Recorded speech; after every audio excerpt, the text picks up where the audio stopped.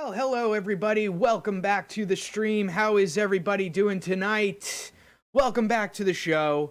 This is the new nerd in town. We're here. It's Wednesday night. How's everybody doing tonight? I hope everyone's having a fantastic evening. It's about to get real here. About to get real. It's been a it's been a harrowing week because I wasn't here Sunday. I took apart my big stream station. I had stuff all over the place. Like I had a roundabout desk and all that. As you probably saw in the picture I posted on Twitter. And I tore it all down so I could get a little smaller desk so I have a smaller footprint, a little easier to walk by, except for when I do the shows, because I just take up a lot of space. But here's to hoping to winning the lotto so I could get a giant penthouse somewhere, in the same neighborhood. How's everyone doing tonight? It seems as if everyone is doing pretty well by the looks of all the chatter going on out there in the world. I mean, there's not really much going on. We're all getting excited for Logan, which comes out next week. We're about 8 days away from Logan. We're also in the midst of a huge opening and screening of, you guessed it, Lego Batman. And that was some of the music from Lego Batman. That I was playing before while we were all getting ready to sit down, getting our drinks, putting our shirts on, because I walk around with no shirt on. That's pretty much how it goes. But before I get to discussing my thoughts and theories and all sorts of stuff like that on Lego Batman, I figured I'd take a little journey into, I don't know, maybe the DCEU. For some reason, I've been going back as I'm editing the videos and editing the podcasts, and apparently I've just been coming back to it. But the only reason why is because nobody else is giving us anything. We're getting stuff from other people. It's just nothing is as tangible as this DCEU news that we constantly get. So why don't we start off with some news from the Batman front. The Batman is meant to be the new standalone movie that is set for Ben Affleck as Bruce Wayne / Batman. It's the Batman standalone movie in the DCEU. So all these movies that have been coming out, Man of Steel, Batman v Superman, Dawn of Justice, and Suicide Squad, there's meant to be more. We're going to be getting a solo Flash movie, a solo Aquaman movie. Wonder Woman comes out later this year, so does Justice League.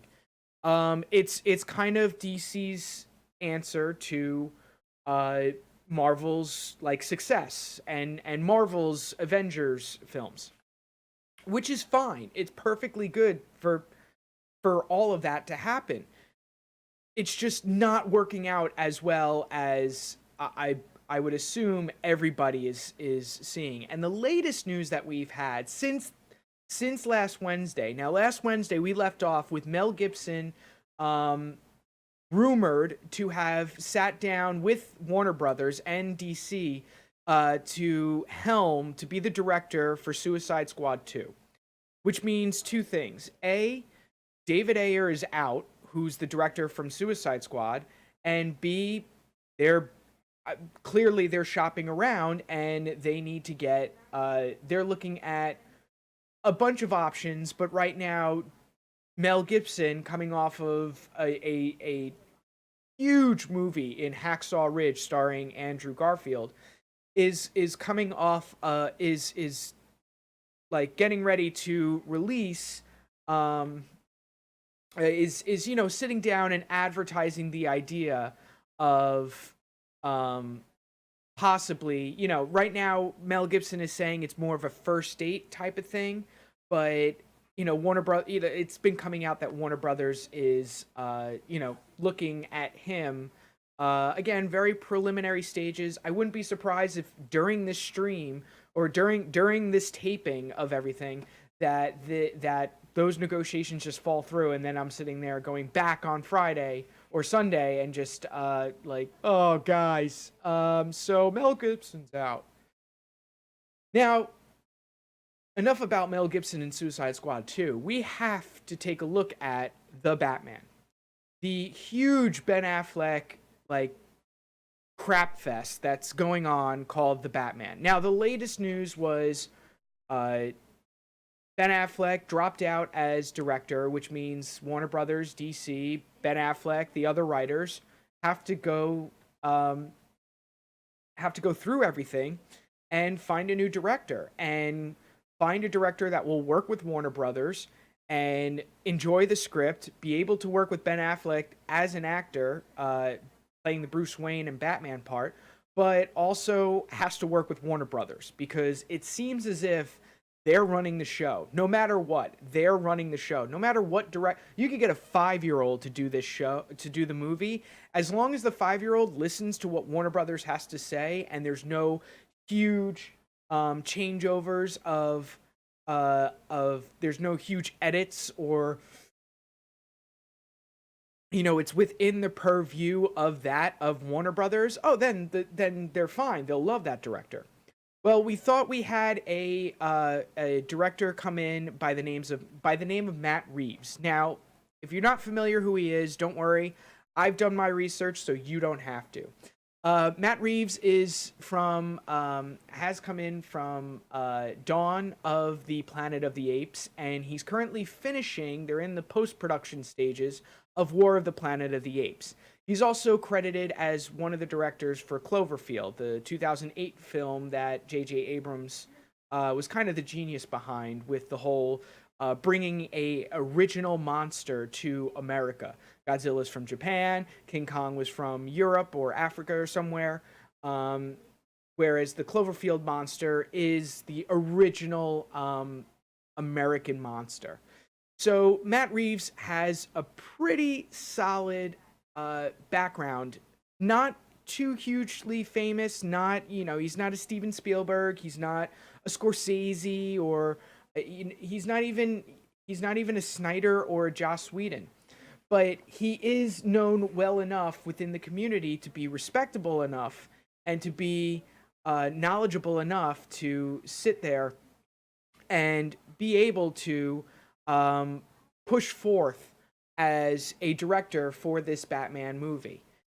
Now, we learned towards the end of the week last week, that Warner Brothers and Matt Reeves kind of went separate ways. That negotiations to direct this movie are done. They walked away. There was no happy faces, no smiling faces, none of that. The thing is that it's a little, I don't know, it's disheartening to see that a director was in. He was like he was one of the number ones that was slated to fill in for Ben Affleck, who originally dropped out, citing that he wanted to focus mainly on just the Batman character, and he didn't want to be distracted from that of directing and steering away from the character of being Bruce Wayne and Batman and the director. So it, as disheartening as it was to hear Ben Affleck leave, it's starting to get worrisome that somebody else, as Matt Reeves, decides to break off negotiations with Warner Brothers. And I mean, Hollywood Reporter had come out with a quote from a source saying the possibility, however, exists that talks could resume when heads cool. The studio is intent on making the movie no matter what, as the Batman franchise has proven to be bigger than one person. So, according to that quote from the Hollywood Reporter, from Warner Brothers, they're dead set on coming out with this movie. And rumor has it, it's supposed to come out in 2018.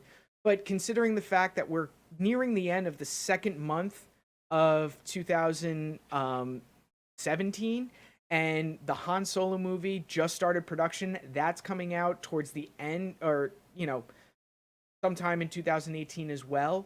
It doesn't really bode well that they don't have a director just yet for this movie. So, as far as them, you know, coming up with someone to maybe fill in for Matt Reeves and Ben Affleck, it's going to be a little difficult, but there are possibilities out there. And I, you know, not saying that anyone from Warner Brothers is listening or watching right now, but, it is it could very well be a number of directors out there, male, female, you know, whoever out, whoever is out there that wants to do it. And I happen to have a personal short list. I went scouring through the internet and looking for a couple of directors that were on, that crossed a couple of lists that I saw up there, and I figured, you know what? Why not talk about them? Why not get the feelings? I've seen the movies that they've directed, so it's not like, oh yeah, let's get this director. I've never seen him before. So the first of the directors that could possibly fill in for Matt Reeves and Ben Affleck would be probably the biggest name in comic book movie as a comic book movie director, and that would probably be Joss Whedon. Yes, that's right. I said it.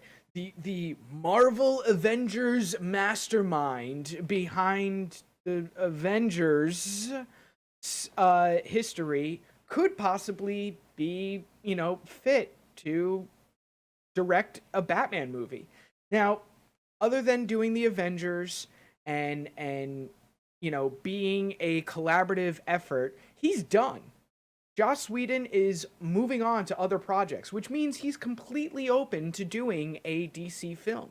Now, whether he's contractually mandated to stay with Marvel, I don't know. Maybe he was just contractually obligated until Age of Ultron came out, and now he's just being used as a collaborator for the rest of the movies, i.e., Thor Ragnarok and Guardians of the Galaxy Volume 2 and Avengers Infinity War. Josh could very well be brought in as a collaborator for those. I mean, the Avengers was his baby, and Zack Snyder kind of has that hold on the DC movies the same way Joss had him on the Avengers movie. So it would be kind of good to have him come in because his movies were wildly successful. They did it in a way that families could come in and enjoy themselves, as well as comic book fans coming in to enjoy themselves. But, there is that fine line of you've already worked for the enemy. We really don't want you to come in for DC. Now, Joss is a huge nerd and would love to do a DC movie. I mean, he's even pitched to DC a couple times pre-Snyder and even pitched Batman pre-Nolan. So the guy's familiar with, with that want to do the Caped Crusader. And of course, if you were to sit down and ask him to play Batman, I mean, who doesn't want to direct Batman? It would be a dream come true for any of the directors to direct Batman. However, could it be something that is tangible? Do you want to be that third string director that came in after Ben Affleck dropped out, after negotiations fell after Matt Reeves? It doesn't look like it. I mean, from there, you're just a person that's going to just be sitting there and might certainly become a yes man. Make Batman look buffer. Yeah, sure, not a problem. Make Batman be able to leap, even though he's got all these tools. Make him be able to leap a little bit. Yeah, sure, not a problem. I could do that. It's disheartening, and I don't think Joss would fit in that sense because here's the man who helmed Marvel's biggest movies outside of Marvel's biggest franchise in the Avengers. Not necessarily the biggest movies because Civil War, did better than the Avengers, but still it's a huge undertaking to do an ensemble movie like that. Just like it's a huge undertaking for Zack Snyder to take on the Justice League movies, and a huge undertaking for Bryan Singer to take on all these new X-Men movies. It's just a huge responsibility, and I'm not sure if Joss Whedon will want to go from one giant undertaking, do a couple of other projects that he's been wanting to do, and then go back, like jump right back into it. But hey, why not? Josh seems as if Josh. We all know that Josh can do it. He's done it twice. Not saying Age of Ultron was as spectacular as the Avengers, but it was definitely a positive step into growing that storyline that he started with Marvel. And again, he would be a great attachment to it. It's just the way that it looks like from the outside, how the way it looks as if WB is running their show, it does not look like Joss would be a good fit for the WB running of things. Now, another director that I've only known some of his bigger films, I'm not too familiar with his more popular films, but I'm familiar with the bigger blockbuster of his films, is Guy Ritchie. He's been known to do Snatch, Lock, Stock, and Lock, Stock, and Loaded. I think it is. I could be completely wrong, but he's done those movies. Man from UNCLE he did, and the movies that I've seen, which was Sherlock Holmes 1 and Sherlock Holmes 2 with Jude Law and Robert Downey Jr. Now, those two movies alone has been in the WB universe, and he's announced to do a rumored third Sherlock Holmes movie with Robert Downey Jr. and Jude Law. So the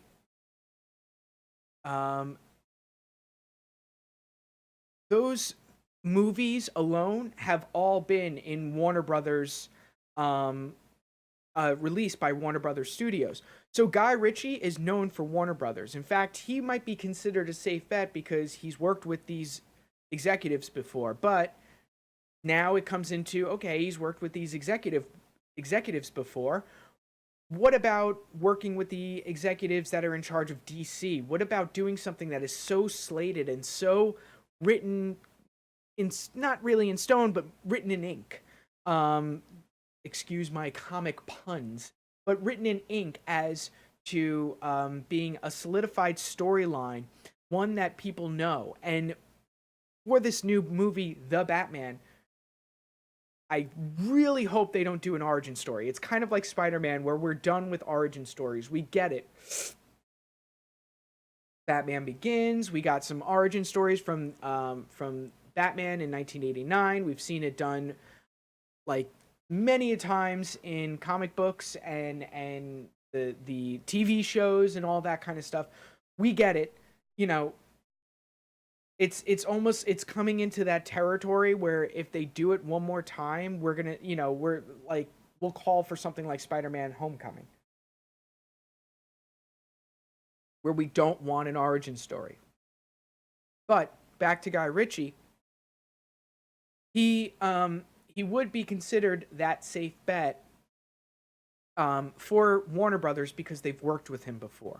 But again, it's a comic book series. The way that they're approaching it, he might not be that safe bet that they're looking for. They might look to someone else pointing out the fact that he needs to do a comic book movie. Now, it's not also to say that right now Guy Ritchie is finishing up King Arthur with Charlie Hunnam from Sons of Anarchy, and he's also rumored and announced to do a live-action Aladdin film. And as I said before, the Sherlock, the third movie for Sherlock. So it's a little difficult to try to, like, are you going to pull him from Aladdin? I wouldn't really do that. If he's already been announced for it, there's good reason behind why he's doing it.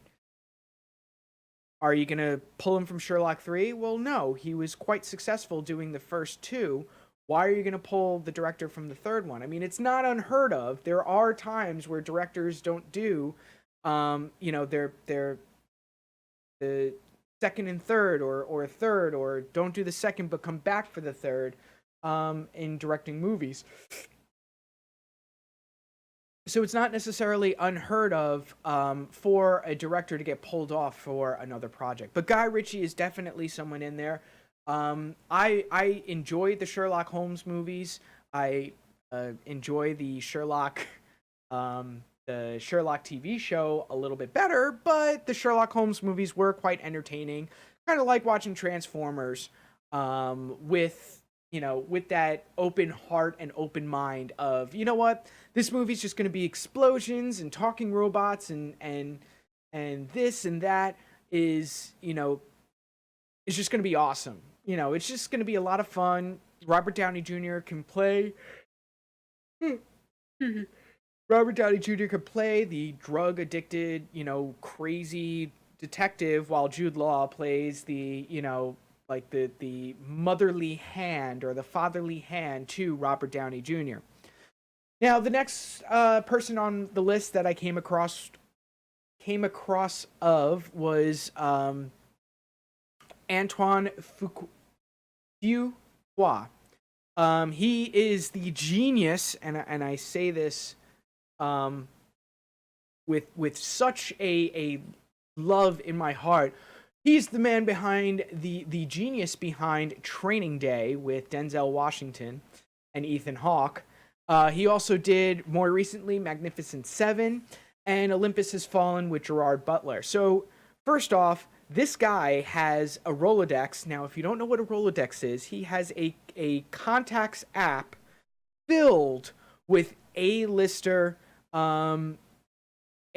like, actors and actresses in his pocket. Now, I don't mean we should go back to the drawing board and drop Ben Affleck and get Gerard Butler to be the new Bruce Wayne Batman.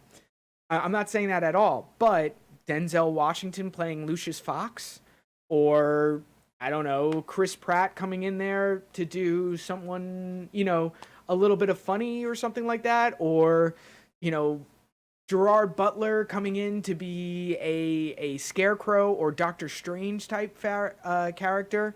I'm not too sure, but I'm starting to get some pretty sweet fan casting from some of the old movies that Antoine has done and some of the actors that have been in them. So, if you're in the same wheelhouse as my mind, you're gonna get that whole mentality of like, ooh, there's gonna be a lot of things going on here.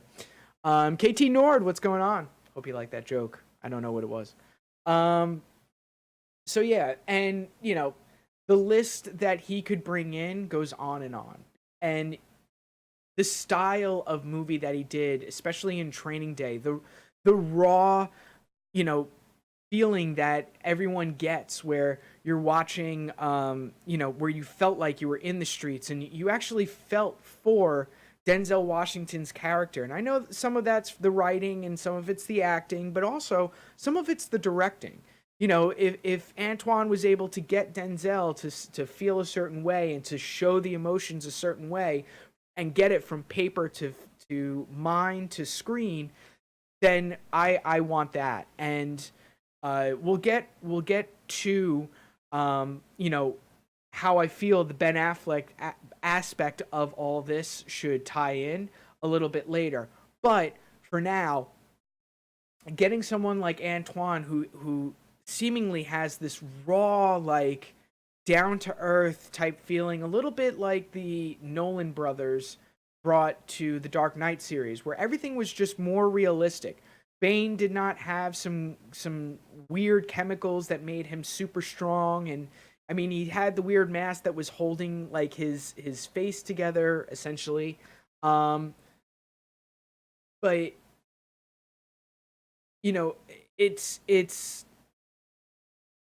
it gave that sense of, I could see this happening in a real city, Gotham. The Batman Christian Bale's Batman bled. He suffered. He went through trial and error with his suit, with his mind, with his, inner physicality. Uh, Bane was certainly stronger, but it was more of a manly, more of a brute strength stronger, not just the fact that he was pumped up on some, hyped up chemicals and crazy weird like adrenaline or steroids or anything like that. It was more of a real sense. Heath Ledger's Joker had what they call a Chelsea smile, where they cut each side of your cheek, and every time you scream, the scars go up more. That's called a Chelsea smile. And as gruesome as it was more real. It wasn't like the chemical vat that Jack Nicholson fell into, or that the typical Jokers fell into, and it gave that sense of reality the um to the comic book world. And I think Antoine would do the same thing if he were to be the head, if he were to helm the Batman movie. We'd get that little bit of reality that we didn't really, that should be in a Batman movie. It can be bent a little bit when you bring Superman and Wonder Woman and Green Lantern and Flash and all that. But if you're doing Batman by themselves and you have someone like Deadshot, not Deadshot, Deathstroke, played by Joe Manganiello, when you have Deathstroke introduced to it, he too is not a superhero type person. He's got no special abilities. He's just a guy in heaped up armor, but can handle it and can move in it, and is trained in it, and is trained in all the weapons that he uses, whether it's firearms or swords or blunt instruments. He knows how to use it, and he knows, he's a force to be reckoned with. He's like got that sense to him. So when you have those two actors and those two characters cast already in a script that is still being rewritten, I'm not too sure how much of a rewrite it's getting, but the Batman script is still getting rewritten, and again, it's another negative aspect that we're dealing with right now with this movie, but it's also a negative aspect that we're dealing with all the DC movies. The Flash is going through a page one rewrite. The Batman is going through a rewrite, and it still doesn't have a director to, once the rewrite is finished, to direct the movie, to translate from paper to film. And it's nerve-wracking, and they have this slate of 10 to 15 movies coming up. But they don't have, like, they just have the title actors and actresses playing those parts. And we have Wonder Woman coming out later this year, followed by Justice League. And then The Flash is supposed to be made at some point. Aquaman has its cast, has its director, and it had a little bit of speed bumps, but not as much as The Flash and the Batman are experiencing now. But who knows? It's, time is early, and it's right now with Wonder Woman coming out closer to the present. We haven't heard any of those nasty rumors of rewrites and edits and reshoots and all that kind of stuff. The same stories and the same reshoots and edits that we heard from with Batman v Superman and Suicide Squad that ultimately, made them into the unfortunate, terrible movies that we saw. I mean, I shouldn't say terrible. The unfortunate, missed opportunity of movies that we saw. And again, I still haven't seen the extended version of Suicide Squad because I can't bring myself to watch it again.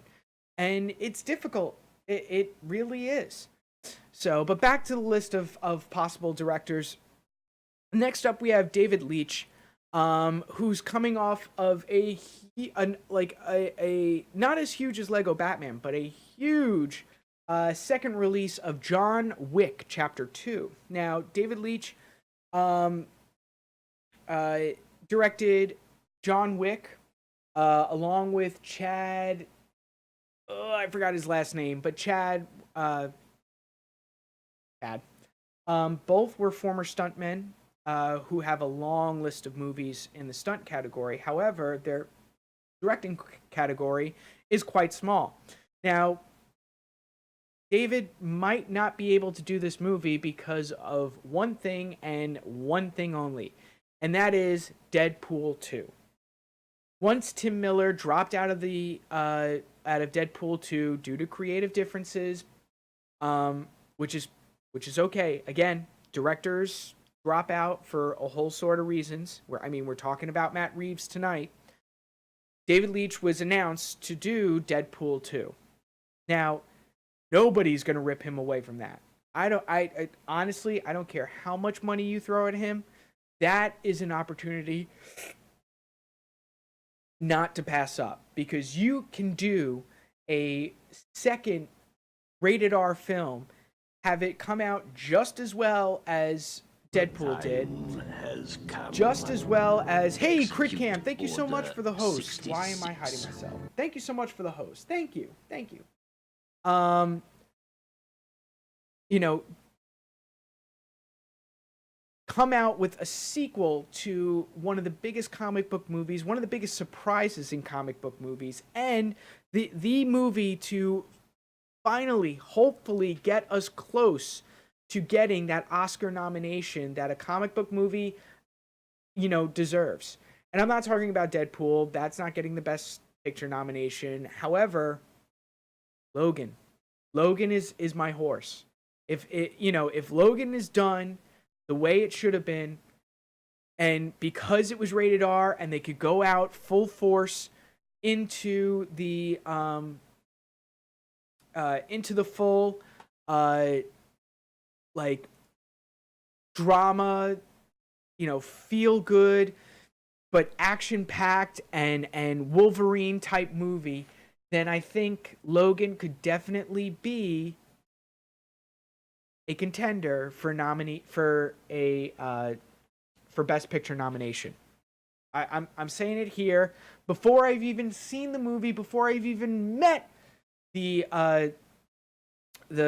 director or anything like that. I have a feeling that we are going to get a huge blessing in the form of Logan possibly being a Best Picture nomination. I mean, that's kind of, that's my thoughts on it. But anyway, so David Leitch is probably not going to drop Deadpool 2 just to do a movie that with a franchise that's kind of like right now. So, and since Deadpool 2 lost a director, I don't think Marvel and Disney and Fox are going to let another director go away so quickly, especially for another movie with the same problems. Final director I could see coming in, and again, this is from a longer list of, I cross-reference the lists and stuff like that. Now, he only has one directing credit, but he's been a nerd writer for years, and a lot of people know his stuff and have loved his stuff. And that is Drew Goddard. Drew Goddard is mostly known, again, as a writer, and he's written for Netflix's Daredevil. He's executive producer for both Daredevil and The Defenders, which is coming out later this year. But he's also written a lot of episodes for Lost, and he was one of the credited writers for Cloverfield. And we go back to that film with one of the directors we spoke about before. Now, the only movie he's directed is Cabin in the Woods, which is pretty darn good. So again, you have a novice director that could do this. He's not really got any other projects coming up except for The Defenders, and more Daredevil and more writing credentials to his name. However, I'm pretty sure someone like this would jump at the opportunity to get in on directing a huge Batman film, especially with Affleck as Bruce Wayne / Batman. Now, even though he has dropped out as director, Ben Affleck, there were rumors going around. They're still floating around there. There's still conflicting reports as to whether or not he wants to do it or doesn't want to do it. And that is, does Ben Affleck still want to be the Batman? Well, he's done 2 movies. He has an appearance in one other movie. So I'd say the guy's pretty locked in. Now, should he just really want to cut and run? I don't think so. I think he should just focus on the Batman, the character, what he's doing exactly. And I mean, again, he's been in 2 movies so far. One of them flopped. The other one has yet to be released yet. However, he is meant to be the main, one of the main characters in this next movie, and that's Justice League. Now, he also had a couple of cameo sequences in Suicide Squad, in the Joker and Harley Quinn's sequence, in Deadshot's sequence with Will Smith, and he was fantastic as that. And in Batman v Superman, he did a fantastic job. In fact, in my opinion, he was the saving grace of Batman v Superman, because not to say that Gal Gadot was not a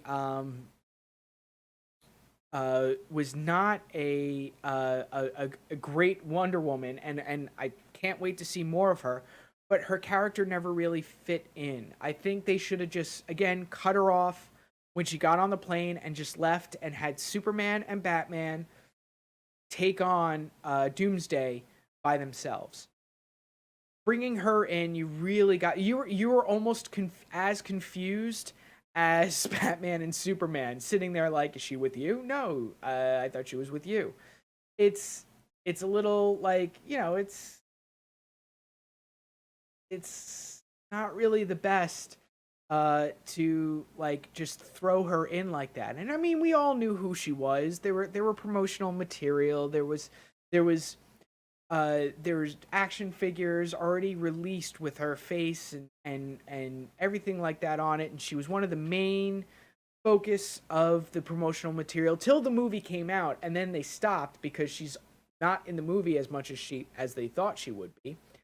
And that's another part with all these reshoots, is that she probably was in the movie quite a bit and made more sense, however didn't. So now we have this weird woman in the movie, and then oh, it's Wonder Woman, but I don't know her name, and now she's all buddy with Batman, and now we see the promos, the trailer come out for Justice League, and now it looks as if they're like best friends. I don't particularly know what to do with all that, and thank God her movie's coming out soon, because we'll then get her backstory. We'll know who she is. And I think that's one of the faults of the DCEU, where she is just a second-tiered natured character that was just thrown into this ensemble movie and the ensemble part just fell flat on its face. Like, if you wanted to keep her going, you might as well just had her, show up in a sequence for Boomerang, or a sequence or I mean Captain Boomerang, or a sequence for Killer Croc. Um, you know, have her show up in Suicide Squad the same way Batman did. And you're now running into all these problems where people are just like out of sight, out of mind until her movie comes out. And we're going to run into similarly the same problems at, you know, but not necessarily, because we've already seen the trailer and we get to see kind of the beginning of Ezra Miller, of Barry Allen and Cyborg coming into the picture of the Justice League. Same thing with Aquaman, but he's getting his own movie, and it's just, there's a lot of confusion. There's a lot of going this way to go that way, and then going up to go down, and then going forwards to go backwards, and then is this backwards or is this forwards? Is this forwards or is this backwards? You know, it's a little it's a little confusing right now in the DCEU. However, one of the few things that isn't is Ben Affleck's performance as Bruce Wayne and Batman in the series. The For the DCEU, Ben Affleck is a perfect fit. Now, this is my opinion. Ben Affleck is a perfect fit for the DCEU. Would not fit in the Burton series, would not fit in the Schumacher series, would not fit in the Nolan series. But that being said, all those other actors probably wouldn't be able to fit in the DCEU as well as Ben Affleck. And Affleck really brought out the coy playboy of Bruce Wayne, who has trust issues, who never really get around people, can't deal with being a member of society, wants to be alone, wants to make sure that he doesn't let anyone in, except for Alfred. He is definitely playing that part, and I think I said it before the movie came out, that the best way Ben Affleck could play Bruce Wayne is if he's to not have feelings whatsoever. He could get a little angry, and that's what he did in Batman v Superman. Got a little angry, however, was mostly a very non-emotional, very straight-lined, this is my happy face, this is my sad face, this is my happy voice, this is my sad voice. Oh, darn, you killed my puppy. Very good at playing that coy kind of playboy. Knows he has money, knows he can, get any woman he wants, whether it's with the money or the smooth moves of being Bruce Wayne. However, he's got a dark, inside of him. And again, this he's meant to play a little bit of an older version of Bruce Wayne. So he's not necessarily a young guy. He's not the Christopher Nolan, Christian Bale version of Batman, who's just learning the ropes and training with the League of Assassins and being an apprentice to Ra's al Ghul. We're not seeing that Batman. We're seeing the Batman who's seen a lot. We're seeing the Bruce Wayne who's seen a lot, who's caught the Joker, who's caught Deadshot, who has been around the block a couple times enough to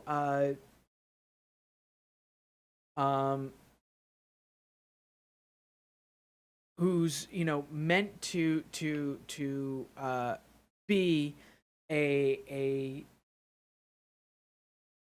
person who knows that if he gets too close to people, they tend to die or just be completely insane. So the seclusion of just being him and Alfred is exactly um, is exactly uh, what Ben Affleck does really well in portraying Bruce Wayne. And then as Batman, the fighting style is definitely that from the Arkham Asylum game series.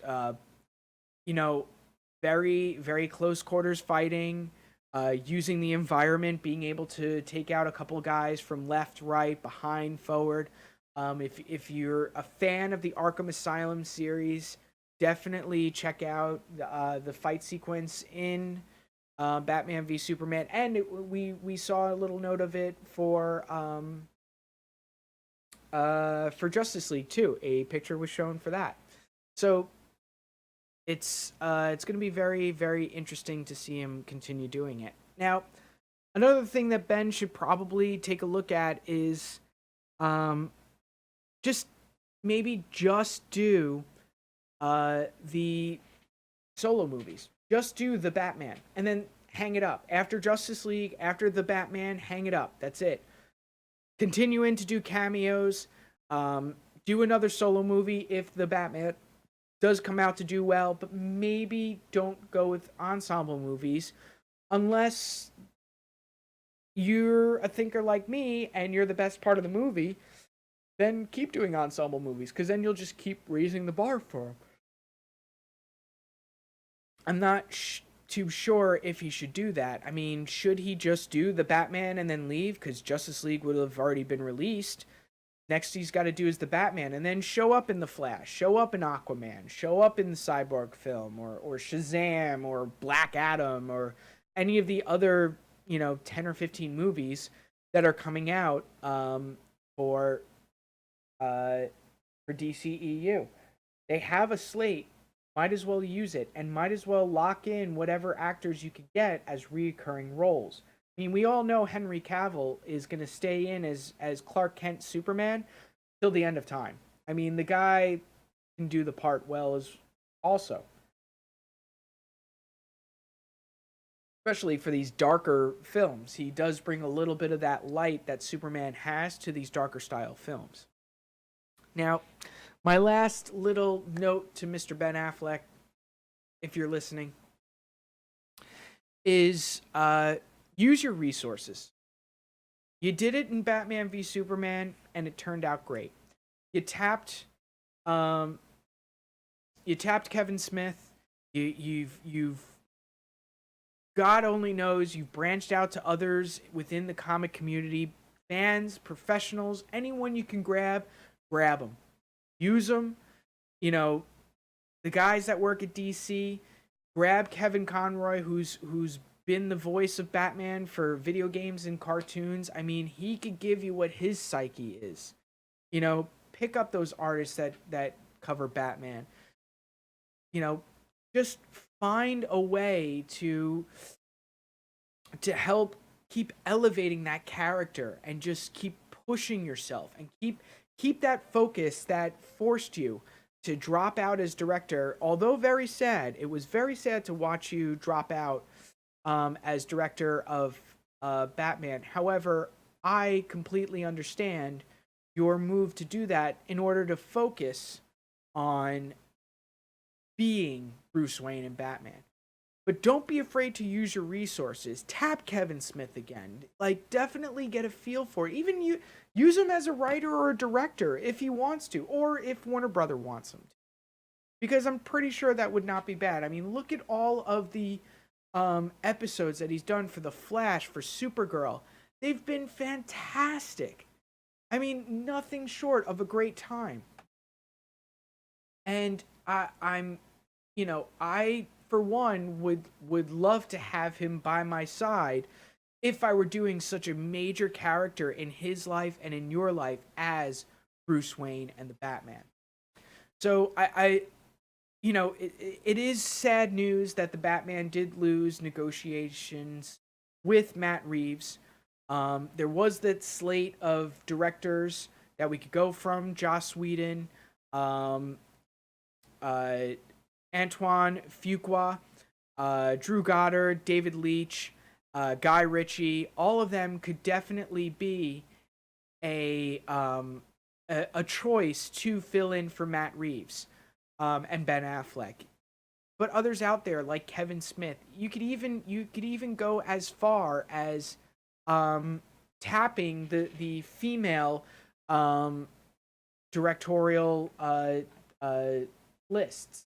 And I mean, the list goes on and on of potential people that will want to do it and that probably could do it and do a great, fantastic job at it. And as much as this is a like a negative started out as a negative story, the positivity of there being a another day and there being a potential for maybe something great to come out of this is just perfect. Now, moving on to other things.